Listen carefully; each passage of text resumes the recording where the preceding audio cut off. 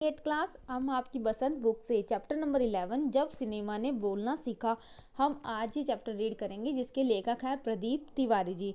तो जब सिनेमा ने बोलना सीखा इस चैप्टर का मीनिंग ये है कि जब सिनेमा में बोलती फिल्में बनना शुरू हो गई, यानी पहले जो फिल्में बनती थी वो हमेशा मूक होती थी, एक तरह से वो फिल्में बोलती नहीं थी, हमें उनके एक्शन से ही फिल्म को समझना पड़ता था। लेकिन अब जो फिल्म बन रही है अब बोलने वाली फिल्म बन रही है। तो जब सिनेमा ने बोलना सीखा यानी जब सिनेमा ने बोलती फिल्में पर्दे पर डालनी शुरू की यानी पर्दे पर लानी शुरू की। वे सभी सजीव हैं, सांस ले रहे हैं, 100% बोल रहे हैं, 78 मुर्दा इंसान जिंदा हो गए हैं, उनको बोलते बातें करते देखो। देश की पहली स्वाक बोलती फिल्म आलम आरा के पोस्टरों पर विज्ञापन की ये पंक्तियां लिखी हुई थी। 14 मार्च 1931 की वह ऐतिहासिक तारीख भारतीय सिनेमा में बड़े बदलाव का दिन थी। तो इसमें लेखक कह रहे हैं कि जब पहले बोलती फिल्म पहली बार बनी तो जो उसके पोस्टर थे उस पर ये लाइनें लिखी गई थी कि वे सभी सजीव हैं, सांस ले रहे हैं, 100% बोल रहे हैं, 78 मुर्दा इंसान जिंदा हो गए। यानी जब वो बोलते नहीं थे तो एक तरह से मुर्दे ही सा लगते थे, लेकिन अब वो बोलेंगे तो ऐसा लगता है कि जो मुर्दा इंसान थे वो जिंदा हो गए हैं, तो उनको हम बातें करते देखो। देश की पहली बोलती फिल्म आलम आरा, ये आलम आरा देश की पहली बोलती फिल्म थी और जो ये विज्ञापन था बोलती फिल्म का पोस्टर उस पर ये पंक्तियां लिखी हुई थी। 14 मार्च 1931 की यह ऐतिहासिक तारीख यानी 14 मार्च 1931 को देश की पहली भारत की पहली बोलती फिल्म आई भारतीय सिनेमा में। इस दिन पहली बार भारत के सिनेमा ने बोलना सीखा था। हालांकि वह दौर ऐसा था जब मूक सिनेमा लोकप्रियता के शिखर पर था, यानी मूक सिनेमा यानी गूंगी फिल्में बनाने वाला सिनेमा भी एकदम शिखर पर था। यानी ऐसे नहीं कह सकते कि बोलती फिल्में नहीं थी तो लोग समझते नहीं थे, लेकिन ऐसा कुछ नहीं था, वो भी काफ़ी ऊंचाइयों पर थी।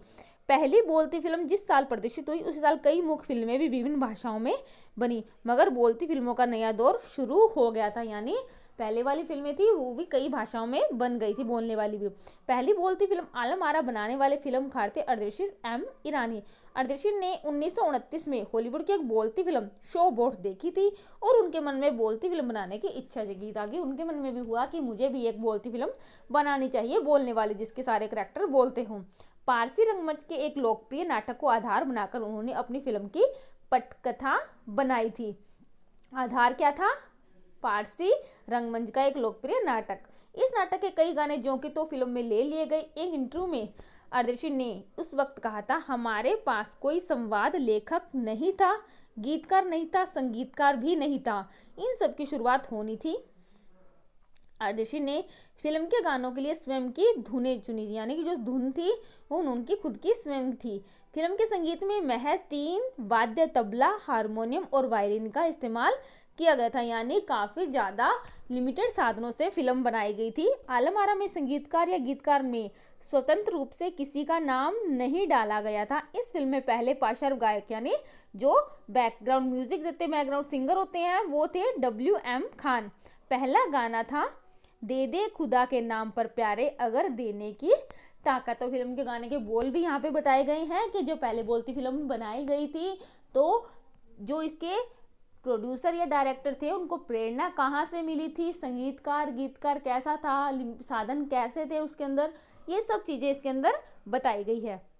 और पहला गाना भी कौन सा था। आलम आरा का संगीत उस समय डिस्क फॉर्म में रिकॉर्ड नहीं किया जा सका था।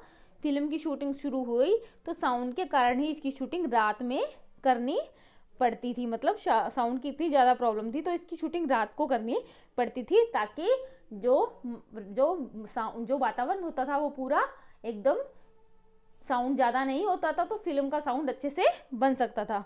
मूक युग की अधिकतर फिल्मों को दिन के प्रकाश में शूट कर लिया जाता था, मगर आलम आरा की शूटिंग रात में होने के कारण इसमें कृत्रिम प्रकाश व्यवस्था करनी पड़ी। यानी ये साउंड के कारण जब फिल्म की शूटिंग रात को करनी पड़ती थी तो ऑब्वियसली रात को अंधेरा होता है, दिन में तो फिल्में आराम से बन जाती है क्योंकि सूरज की रोशनी होती थी तो लाइटों की इतनी व्यवस्था नहीं करनी पड़ती। लेकिन जब रात को शूटिंग करनी तो जो हमारे जो बिजली के साधन हैं वो उनकी जो प्रकाश है वो बनाना पड़ता था, उसकी व्यवस्था करनी पड़ती। यहाँ से प्रकाश प्रणाली बनी जो आगे फिल्म निर्माण का जरूरी हिस्सा बनी। यानी जब जरूरत थी कि रात के समय शूटिंग करनी पड़ती थी, तो इसलिए लाइट्स की व्यवस्था ज़्यादा करनी पड़ती थी। और अब आज के टाइम में ये लाइट्स जरूरी हिस्सा बन गई है फिल्म का, चाहे रात में शूटिंग हो या दिन में। आलम आरा ने भविष्य के कई स्टार और तकनीशियन को तो दिए ही, अर्देशिर की कंपनी तक ने भारतीय सिनेमा के लिए 150 से अधिक मूक और लगभग 100 सवाक फिल्में बनाई, यानी इतनी सारी फिल्में बन गई। Alam Ara film Arabian nights जैसी फैंटेसी थी, यानी जो आलम आरा फिल्म थी वो अरेबियन नाइट्स मूवी जैसी ही फैंटेसी थी, यानी उसके अंदर काफ़ी इंटरेस्टिंग चीज़ें थी। फिल्म ने हिंदी उर्दू के मेल वाली हिंदुस्तानी भाषा को लोकप्रिय बनाया, यानी जिसमें हिंदू और उर्दू का मेल था, ना ज़्यादा प्योर हिंदी थी ना प्योर उर्दू थी, दोनों की मिक्स थी हिंदुस्तानी भाषा। इसमें गीत संगीत तथा नृत्य के अनोखे संयोजन थे। तो ये जो ये फिल्म थी इसमें गीत भी था, संगीत तथा नृत्य के अनोखे संयोजन। तो ये फिल्म जो पहली बोलती फिल्म बनी थी, तो डायरेक्टर ने अपनी पूरी कोशिश की थी कि इस फिल्म को काफ़ी ज़्यादा हद तक बेस्ट बनाया जाए। तो इसमें अनोखा संयोजित कर के फिल्म में सब कुछ डाला था, और उनकी ये जो मेहनत थी वो काफ़ी सफल हुई थी। तो ये पहली बोलती फिल्म में उन्होंने पहली जो मेहनत की थी इतनी सारी, पहली बोलती फिल्म जब पहले कोई भी नई चीज़ बनती है तो उसके लिए एक काफ़ी ज़्यादा उसके अंदर मेहनत करनी पड़ती है, उसके बाद लगातार सब चीज़ें आसान होती जाती है। लेकिन जो पहली बार बनती है उसके लिए काफ़ी ज़्यादा प्रॉब्लम्स भी आती है। तो ये सब डायरेक्टर ने फेस की, उनका सॉल्व भी किया, और उसका रिजल्ट आया कि उसके बाद बोलती फिल्में बनना शुरू हो गई और सिनेमा हमारा आगे तरक्की करता गया। बाकी का चैप्टर नेक्स्ट वीडियो में हम रीड करेंगे।